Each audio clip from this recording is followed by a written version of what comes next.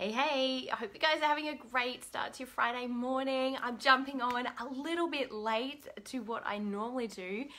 It's my daughter's 16th birthday today, so I'm super excited and I've planned out a little bit of a treasure hunt for her as well for when she wakes up. So I'm really excited to be on here, and I'm really wanting to chat about this work-life balance thing because I think it's a bit of a unicorn. Well, maybe unicorns exist. I like to believe in magic and all things wonderful, but really at the end of the day, it's one of those things that, and I'm just wondering, I can't see whether anybody's on here, which is quite strange. Here we go. Good morning. Hey, Sandra, how are you, darling? I was just doubting whether I actually was live or whether there was a malfunction. Good morning, good morning. Hello to Shell. How are you, darling? It's great to have you on here. And Sandra, as always, you always send me those beautiful love heart faces. Hey, Bridget, great to have you on, babe. So definitely wanting to chat about this work-life balance thing, and I think it's a bit of a fallacy, and the reason why I think it's a bit of a fallacy is that sometimes we need to get out of balance to get back into some form of balance as well. I know for one of my dear friends, good morning, hey Chris, great to have you on. For one of my dear friends, hey Kelly, she had been pushing so hard in an exec position where she was so massively burnt out that she's actually had to take quite a lot of recovery time for herself. So it's kind of like this, I think, you know, it being able to split it 50-50 or say, oh, you know, this is what needs to happen, or having that structure doesn't always work. And what I love to teach people or share with people, and it's something that's worked very well for me, is number one, do something that you love because if you're not, you'll find that you will burn out so fast because there's so much resistance to doing it. I remember a time in my life, hey Jill, great to have you on, hun. I remember a time in my life where I literally would curl up in the fetal position, cry my eyes out, force myself to get in the shower to go to a job that I loved it initially, and I was working at a different branch, and then came to a different situation, and just it went against every grain in my body, and every cell was fighting it in my body, and that's not sustainable long term. Obviously, I think it was only like a week or 2 weeks later where I did actually quit that job, and I got a much more flexible job, something that worked much better for myself and my family and my kids. But like it's really tuning in, it's listening to what really works for you. Are you feeling tired? Are you feeling burnout? Is it because you're doing something that you don't love or that you don't enjoy, or you're not really following your heart and your true passion, and you're just working to live? So it's just like, well, this is something that I have to do, this is something that I need to do, I've got to earn money obviously to live. Like, we all can relate to that, definitely. Hey Heather, hey Di, great to have you on, hun. Like all of those things, and we end up making this, like, these musts and these shoulds and these have tos, but when we're coming from that place, it's exhausting adrenally, because it's really like coming from that almost martyrdom or almost victim, where it's like, well, this is just something I have to do, as opposed to this is something that I choose to do. And hey Liz, great to have you on, babe. It was so great catching up with you this week. Hey Heather.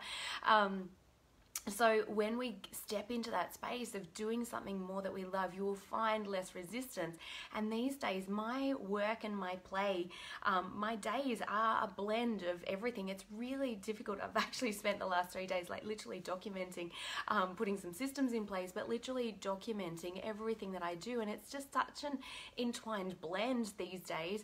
But it didn't always be that. It wasn't always that way as well. So it really does impact, I think, a lot of things, but having that work-life balance, it's an intuitive thing, and it's a day-to-day thing. So it's really about checking in and going, how's my body feeling? You know, is it time to actually push really hard at the moment? Is it time to like get in and get all those things done? And that might even be around the house. You know, we all have some of those times. Perhaps I do like to run a fairly tight ship, but I know at times I can be a bit looser with that, whereas other times it's like, no, I want to get in, I want it done, I want it all tidied up. up. And perhaps, you know, that's coming back for a need for control, a need for certainty. I know that that's quite relevant for a lot of women as well, where, hey Dee, how are you, beautiful?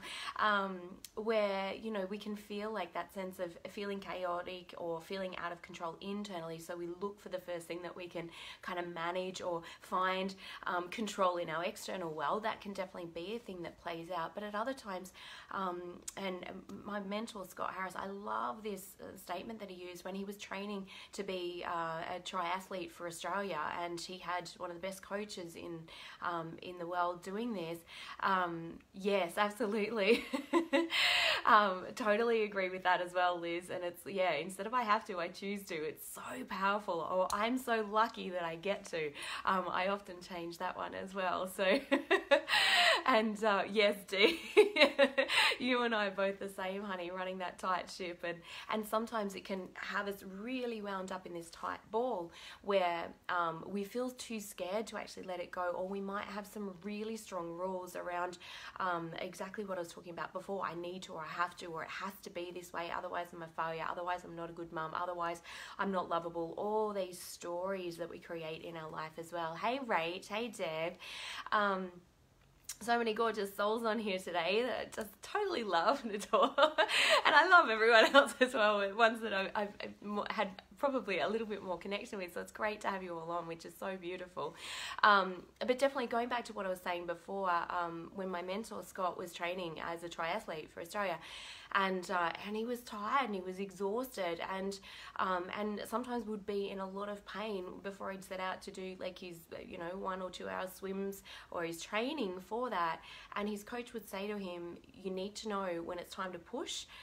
So push through that in terms of like we're building stamina, we're building endurance.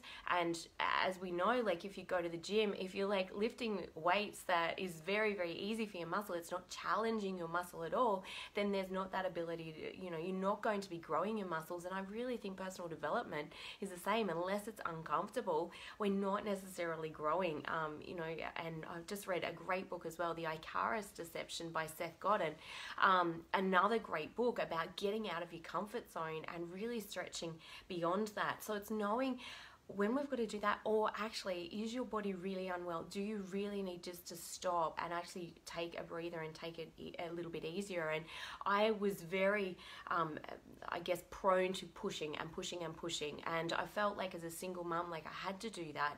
It was really coming from that space as well. So, yes. That's gorgeous, honey. I love that, Dee. And hey, Trish, great to have you on. And absolutely, Bridget, it really is like getting outside of that comfort zone, and we get scared and we get fearful and everything else. But when we come from inspiration rather than motivation, and this is the difference, I think, between the key for work-life balance as well. Hey, Yola, great to have you on. This is really the key for the work-life balance thing is, are you feeling like you've got to constantly push, or are you inspired by greater things within yourself? And inspiration will always come from the heart. Motivation will come from the head. That's the biggest distinction, where you feel like you've got to motivate yourself. I've just got to get up and get this done. It's coming from have to energy. It's coming from need to, should, I should do that. I should exercise. I should be more organized, like whatever that is. Write down, and a lot of that is because we're trying to move away from pain as well. It was Liz, was it? Sorry, hun. That's gorgeous. I got confused there. Hey, Christy. I think you're talking about the push and everything else. Yes, now I get it. So it's that prone to really pushing and everything else. Whereas when we come back into our heart, and deciding on what it is that we want, instead of moving away from pain. So I've just got to get this done because it feels horrible to be living this way, or it feels awful to feel overweight, or it feels awful to not have the money that I want. So that's when it's coming from motivation and push, because we're trying to move away from something that feels painful. Now the trick around this is, as humans, as Tony Robbins states, we will do more to get out of pain than what we will do for pleasure. So this is like, it's kind of like sitting on the tack and going, oh, you know, when am I going to move the tack, or when am I going to move? Is it painful enough yet? And it's kind of a sucky way to live, I've got to say. I lived that way for like years and years, so there's no judgment around that at all. And I still drop back into that sometimes. It's like, where I feel like I'm motivating or getting motivated because of the pain if I don't take action. Now, a much better way, a way that will really restore that work-life balance, where you feel inspired, where you feel drawn into, hey Sarah, hey Christy Lee, where you feel drawn or you feel inspired to step into, and you feel so much better within yourself. So you're no longer exhausted, you're no longer tired, because you're being pulled by your dreams, you're being pulled by your visions, the things that are super, super important to you, and you're excited to do, because it's like booking a holiday. Like, do you have to motivate yourself to book a holiday, or are you excited? Are you inspired to book the holiday? So that's probably like the perfect analogy, really, because, you know, comparing that to, say, a workout, if you're not already heavily associated and inspired by feeling your best and feeling energized and everything else, if it's been a while since you've worked out, hey Christy, great to have you on, hun, then you'll feel like, oh, I better get in, I better do it, as opposed to like the booking the holiday, where it's like, oh my god, I'm so excited, I can't wait, and just like jumping in and doing it. So that's the real key, like with this whole work-life balance thing. Are you doing something that you love? Are you doing something that you're passionate about? And if not, why not? I know that's a big question. It's something that it took me tremendous courage to step into for myself, particularly as a single mum. Hey Naomi, I'm guessing it's Naomi on here. Hey Kirsty, it's great to have you on too, darling. Are you doing something that you love? Are you following your heart? Are you listening to that deeper inner voice that's so wise? It's got amazing, I guess, like just internal guidance. It's always letting us know, hey, just slow up, just be gentle with yourself, or no, let's go, it's time to go. And I've had one of those weeks where it's time to go this week. Hey Kate, hey Allison, so great to have you guys on here. And you know, like getting in and getting things done, and it's felt amazing. But last week was just a much softer week. I needed to slow things down. I needed just to take it a little bit easier. So this will change day to day, like I said, but it's about tapping into that intuitive guidance for yourself and feeling into what's really working well. So the three biggest keys with all of this is really, are you doing what you love? Is your life a blend of things that you love and that inspire you, and you get to spend time with people that you love and that inspire you and that you're keen to work with and that you're excited to work with? Or are you like I was, like years ago, like literally in a fetal position, crying your eyes out before you like literally forced yourself to go to work? And you know, I know the pain of that. I was like literally in tears, and it didn't feel good at the time at all, and I was really scared, because I knew that I still needed to create an income, I still needed to do some of those things, but there was every part of my soul. And so when that's, if you're in that position right now, it could be just get really clear, what would be like the ultimate dream be for you? And as I did this, I got, hey Deb, great to have you on. I got greater distinctions, because it was like, oh my god, like I was in a job where I couldn't leave until everything had balanced, even if it wasn't my era. And that meant sometimes my daughter had to be picked up at 6 p.m. from her daycare, and that meant sometimes I wasn't getting there until 6:10 or 6:15, which horrified me, because here's all these other people that are wanting to get home to their families, and children were meant to be picked up at 6 p.m. and it just devastated me. She was 4 years old at the time, you know, to be picking my daughter up late, and it didn't work at all for me. So I craved flexibility. So that was what inspired me. My next job, I came and went as I pleased, and it was fabulous. I got in, and I had to work hard, or not I had to work hard, I chose to work hard and prove myself as well. And with that, I just got so much more flexibility, and was able to like literally come and go as I needed to. I got to attend all my kids' school events and everything else. And then I stepped more and more into creating my own passion and creating my own business with kinesiology first of all, and then life coaching. So kinesiology was all face to face, and then that was still, I didn't feel the degree of freedom still that I was wanting to. So then I went coaching, where I can literally live a laptop lifestyle now, where I travel as much as I want or as little as I want, be where I want, be working with who I want.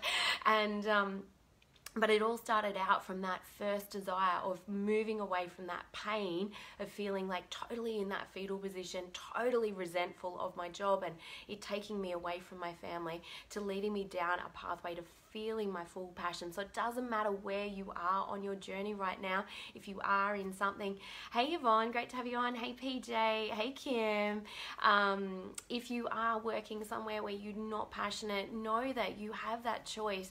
And yes, it does take courage, and yes, it does take tenacity and determination. You know, setting up my kinesiology business, I drove back and forth to Melbourne, which is a 5-hour drive one way, so it was about 11-hour return drive by the time I got there and got sorted and everything else. And I would leave at 2 a.m. on a Saturday morning, and I'd be down there by 7 a.m., 7:30 a.m. in time to have some brekkie, get ready for my course at 9 a.m. I studied from 9 a.m. to 5 p.m.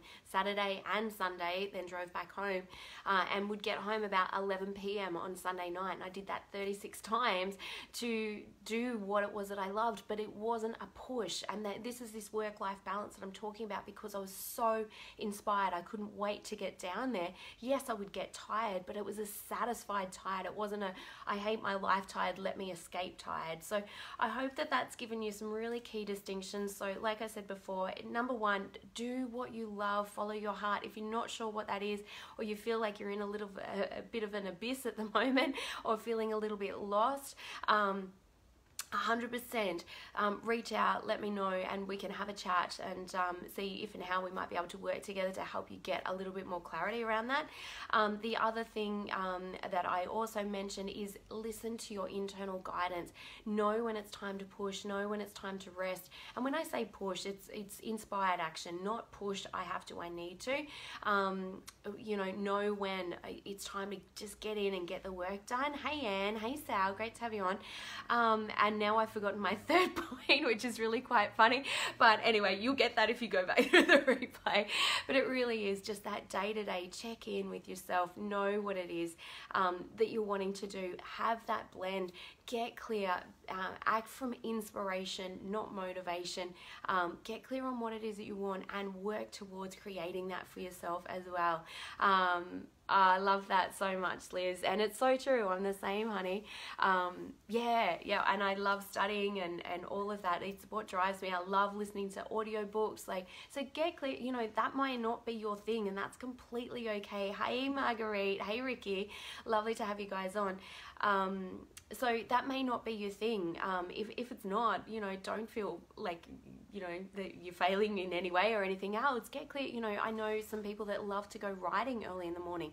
I think that that's a fabulous idea, and I used to stay with a girlfriend when I was like 12 or 13, and we'd get up very early before school and go ride the horses, and I think that that's amazing. So whatever it is that inspires you, that brings you that balance, that again, I don't believe truly exists in the sense of, do this and do this and do this. It's really about figuring out what works for you, and it'll be different for everyone. Some people are a lot more motivated, a lot more engaged, wanting to do a little bit more, and others are like cruisier and just want to. It's your life. You get to pick, and every single day that you're living right now is a mini version of your life. So if you don't like it, unless you want your life to continue being the way that it is, I would suggest definitely reaching out, creating some change, or getting clear on what that actually is for you as well. Hey Margaret, hey Linda, great to have you guys on. So thank you so much for tuning in. It's been so awesome to have you guys here. I'm going to wake up my 16-year-old daughter, who is just turned 16 today, taking her down. I won't say that because she won't be very happy with me. But have an amazing day, guys. And we are heading down for a special brekkie this morning very soon. So that will be super. Have an amazing weekend. If you have not got your Just Be Renewed tickets, make sure you jump in. I'll pop the link below for that. Can't wait. We've got Bree Jones, Bridget Holder, Tina Kendall, and Katrina Brown and myself. Bree and Bridget have done an amazing job job to put this event together for the ladies in Wagga. So if you are in the regional area, definitely jump in, grab your ticket. It's going to be an amazing day. We've got lunch and afternoon tea and goodie bags and all sorts of amazing lucky draw prizes. So have an amazing day, guys. And like I said, jump in, grab your ticket now.